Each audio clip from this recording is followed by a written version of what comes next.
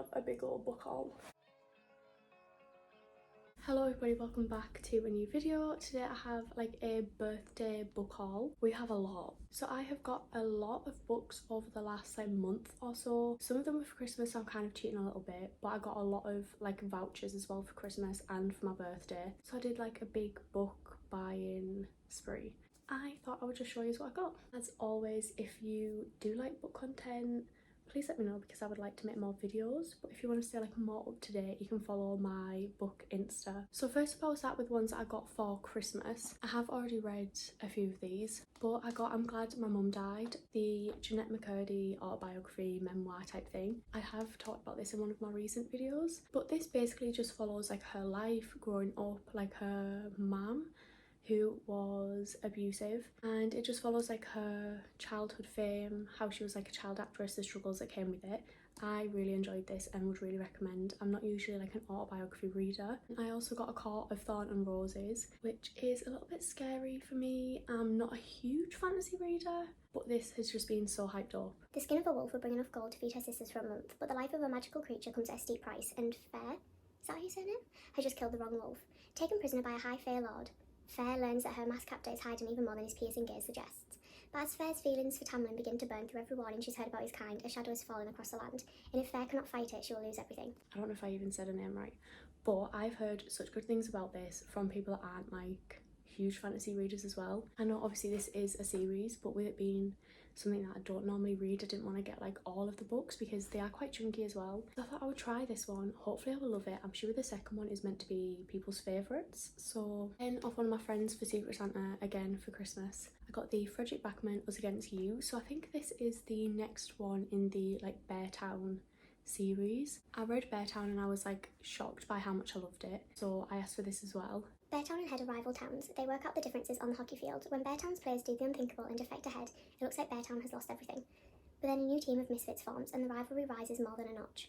As the big game approaches, pranks become incidents, rivalries turn to vendettas. By the game's end, someone from Beartown will be dead. So I'm really excited to read this. I really liked the sort of I didn't like the characters, but I mean in terms of like how they were put into the story, I really enjoyed reading in Beartown. So then with some vouchers that I bought myself 2 newbies. So I got the Emily Ratajkowski like again autobiography type thing, My Body. A deeply honest investigation of what it means to be a woman and a commodity from Emily Ratajkowski, the archetypal multi-hyperfinite celebrity of our time. Have no idea what that word says, but yeah, again heard quite good things about this. I don't know why I'm like on my autobiography grind at the minute. Then I also got A Million Kisses in Your Lifetime, which I have already read, and I loved this so much. It was like sold to me as like a Gossip Girl type romance, like prep school vibes, and I was all over it. Ren Beaumont is beautiful and kind. She always gets good grades and is loved by everyone at Lancaster Prep. Everyone but brooding campus bad boy Crew Lancaster. Crew is rich and handsome, his life is meant to be easy. When you have an overbearing father and your family own the school, the pressure to be the best makes life harder than everyone thinks. And he certainly doesn't have time for innocent girls who only care about their classes, girls like Ren Beaumont. When an unexpected chemistry disrupts psychology class, Ren discovers there's more to life than good grades, and Crew finally understands what it's like to be in love. Like I said, I just love this. And now on to like actual birthday books. So my boyfriend got me 3. So he got me Just Kids, which is the Patti Smith biography memoir type thing. Honestly, not really sure about this. I've just seen it quite a lot and people seem to like love it, and honestly I just love the cover as well. Just Kids begins as a love story and ends as an elegy. It serves as a salute to New York City during the late 60s and 70s and to its rich and poor, its hustlers and hellions. A true fable, it's a portrait of 2 young artists' ascent, a prelude to fame. Excited to read that one. Then he also got me Darling Venom, which has been on my TBR for a while. I wasn't supposed to be on that roof on Valentine's Day. Neither was Keller Marche, the school's designated freak. We met on the verge of ending our lives. Somehow the tattered strings of our tragedies tangled and tightened into an unlikely bond. We decided not to take the plunge and agreed to check on each other every Valentine's Day until school ended. Same time, one roof, 2 restless souls. We kept our promise for 3 years. On the 4th, Keller made a decision and I was left to deal with the consequences. Just when I thought our story ended, another one began. They say all love stories look the same and taste different. Mine was venomous, disgraceful, and written in scarlet scars. My name is Charlotte Richards, but you can call me Venom. I have seen like, not spoilers for this, but I've seen like kind of what happens in the plot. So I don't know, we'll see how I get on with this one. Then he also got me Magnolia Parks. So again, I know this is like part of a series, but I think you can read them as standalones. Again, this is kind of like marketed to me as like a Gossip Girl type romance. I think the couple in this gives very much like Chuck and Blair vibes. I think they're very toxic. How many loves do you get in a lifetime? She's a beautiful, self-involved and mildly neurotic London socialite. He is Britain's most photographed bad boy who broke her heart.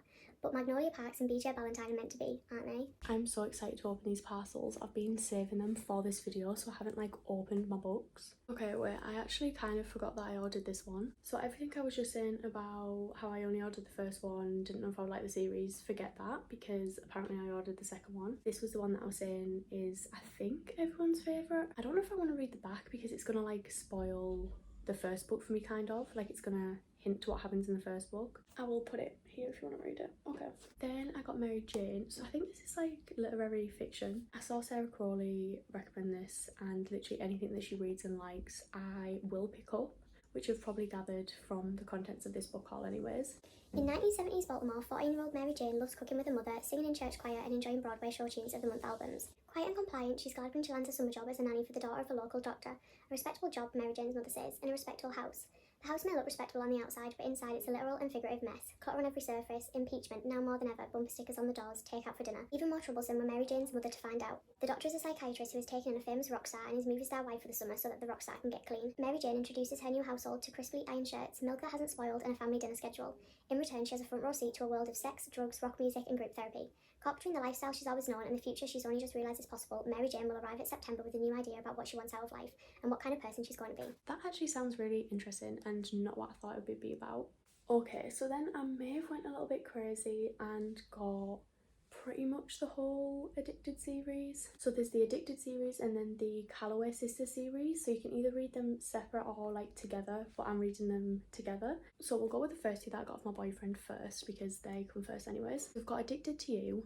This is about Lily and Lo. They both have addiction issues. He is an alcoholic and she is a sex addict. They are like friends, fake dating, and not really a spoiler, but it becomes like a real relationship. To kind of like navigate that whilst also their addictions. They are toxic, they enable each other. No one would suspect shy Lily Calloway's biggest secret. While everyone is dancing at college bars, Lily stays in the bathroom to get laid. Compulsion leads her to one-night stands, steamy hookups, and events she shamefully regrets. The only person who knows her secret happens to have one of his own. Lauren Hale's best friend is his bottle of bourbon. Lily comes a close second. For 3 years, they've pretended to be in a real relationship, hiding their addictions from their families. They've mastered the art of concealing flasks and random guys who filter in and out of their apartment.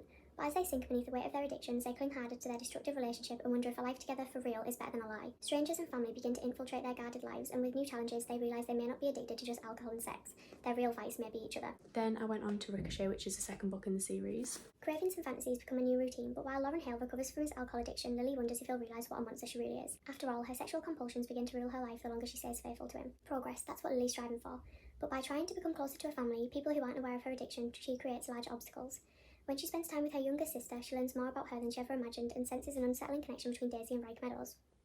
With Lily and Lo's dysfunctional relationship teetering and unbalanced, they will need to find a way to reconnect from miles apart, but the inability to touch proves to be one of the hardest tests on their road to recovery. Some love brushes the surface, some love is deeper than skin. Lily and Lo have 3 months to discover just how deep their love really goes. So they're the first two that I've already read that I got as gifts. Then I went a little bit crazy and like as my birthday present to myself basically ordered the rest of them. So when I first went into this, I was kind of like, I feel like I'm gonna love them, but just in case I don't, I'll only get like the first two. So I was like, the first one you can't really gauge it, and then once I've read the first one, which everyone says is their least favourite anyways, I'll like automatically just want to go on to the second one. So I asked for the first two and I was like, that's fine. But then when I finished the second one, I was like, I need to read the third immediately. Like, I want more of this world, I want more of these characters, more of this story. So I ordered the third one and that was fine. And then I was like, oh, whilst I'm here, I may as well just order like the next few. The third book is again about Lily and Lo, but the fourth book is about Rose and Connor, who are my favourite couple so far. Like, we've barely even seen them and I love them. The fourth book I haven't got the physical copy of. I've had to get it on my Kindle, which is a whole nother story, very annoying, talked about it in my last video. But basically I ended up getting the next 5 books, so I only have the last 3 to get. So the third book is Addicted for Now. No more sex. Those are the 3 words Lily Calloway fears the most, but Lauren Hale is determined to be with Lily without enabling her dangerous compulsions. With their new living situation, sleeping in the same bed for real together, Lily has new battles, like not jumping Lo's bones every night, not being consumed by sex in his body. Lauren plans to stay sober to right all of his wrongs, so when someone threatens to expose Lily's secret to her family and the public, he promises that he'll do anything to protect her. But with old enemies surfacing, Lo has more at stake than his sobriety. They will torment Lily until Lo breaks, and his worst fear isn't relapsing. He hears the end, he sees it. The one thing that could change everything. Just 3 words. No more us. Seems intense. So then, like I said, I had to get Kiss the Sky, which is the 4th book on my iPad on Kindle. I think this is the right order. We have Hot House Flower. This is Daisy and Reich's book, which I am a little bit scared for Daisy and Reich because of the age gap. I'm not a huge fan of age gap romances, especially considering they met when she was like 15, 16. It just freaks me out a little bit. 25-year-old Reich Meadows knows he's hard to love. With a billion-dollar inheritance, a track-star resume and an alpha male personality, he redefines the term likeable arsehole. But he's not living to make friends or enemies. He just wants to free climb 3 of the toughest mountains in Yosemite without drama or interruption. And then he receives a distress call from a girl in Paris, a girl that he has never been allowed to have. Daisy Calloway is 18, finally. With her newfound independence, you can say goodbye to her overbearing mother and continue a modelling career. Next stop, Paris. Fashion Week begins with a bang and Daisy uncovers the ugly reality of the industry. She wants to prove to her family that she can live on her own, but when everything spirals out of control, she turns to Wright to keep her secrets. As Daisy struggles to make sense of this new world and her freedom, she pushes the limits and fearlessly rides the edge. Reich knows there's deep hurt beneath every impulsive action. He must keep up with Daisy, and if he lets her go, her favourite motto, live as if you'll die today, may just come true. Then I think the next one is Thrive, which is about Lily and Logan, I think. When rumours spread like wildfire, like having 3 ways with her boyfriend's rock climbing brother, Lily Calloway spirals into a dark place, her bedroom. Lauren Hale is more confident and determined to keep their sex life private, even from their friends, and he helps Lily in the only way he knows how. But how much love is too much? Their lives are filmed, watched and criticised, and through it all, Lily and Lauren have to face enemies they never thought they'd see, demons they don't know if they should bury, and setbacks they didn't think they'd meet, not this soon, and one rumour could be too much for them to handle.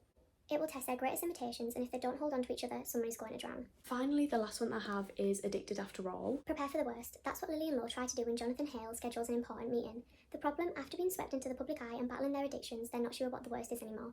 In a sea of many changes, including Reich and Daisy living with them, Lily realises that the best part of her fluctuating hormones might just be the worst. The sex drive is out of control. Lauren knows that she's insatiable, but he's not giving up on her. She's too much a part of him. And as he carries more and more responsibility, some of the people that he loves doubt his resolve. In the conclusion to their love story, Lily and Lo stand side by side to fight, one last time for their happily ever after. I just can't wait to read more about them, finish the series. It might take me a while, but we will get there. But anyways, that was my little, not really little book haul. Let me know what you're currently reading, what's on your TBR, if you've read any of these, and what your opinions were. Literally can't wait to read them all. Thank you so much for watching. I hope you enjoyed, and hopefully I will see you in the next one. Bye.